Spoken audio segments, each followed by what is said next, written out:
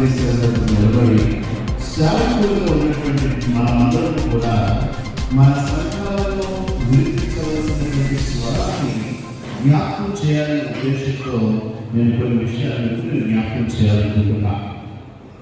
Education తెలియజేశారు. మనలో ఏ తప్పులు ఉన్నాయని మనం ప్రశ్నించుకొని సెర్చ్ చేసుకోవాలని ప్రభు నామమున మిమ్మల్ని అందరినీ బ్రతిమాడుకుంటున్నా. ఎందుకంటే ఇన్ని వందల మంది వచ్చారు. మనం అందరం కూడా మంచిగా తయారైతే మన సకాలతో పాటు సమాజంలో కూడా మనం మాదిరిగా నేర్చుకుంటాము. మనం క్రైస్తవులంటే ఇలా ఉండాలి అనే విషయం అందరికీ కూడా బోధపడుతుంది. దీనివల్ల మనం ఎంతమంది దేవుడికి ఆకర్షించవచ్చు. ఒకటి తర్వాత చెప్తున్నానండి. మొదటిది, పరిస్థితులు మోసే పీఠం మీద కూర్చుంటున్నారు. మోసే పీఠం అంటే పులిపీటి వెనకాల ఉండేవాళ్ళు అనమాట.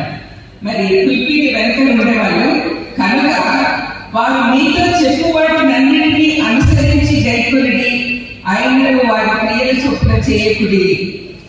ఈ మాట ఎందుకంటున్నాడు? చెప్పేటందుకే నీతులు ఉన్నాయి అని చెప్తున్నారు. అందుకని అలా ఉండదండి అని మనం నెగిటివ్ పాజిటివ్ గా చేసుకొని చెప్పుకోవాలి. మనము అందరం కూడా బైబిల్ తరోగా నేర్చుకున్న వాళ్ళమే. చాలా విషయాలు మనకు తెలుసు.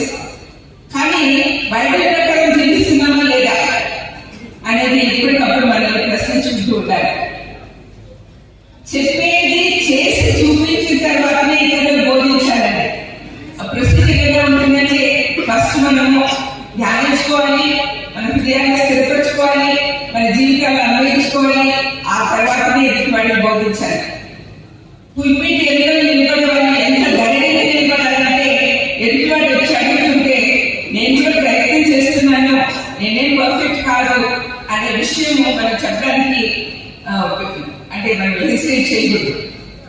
మనం ఎవరో నీతిమంతులు కాదు, కానీ నీతిమంతులుగా ఉండడానికి మనము ట్రై చేయాలి.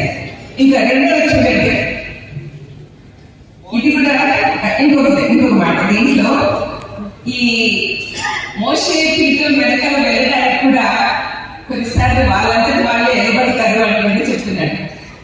అంటే దేవుడు పిలుపు వచ్చినప్పుడు సంపూర్ణంగా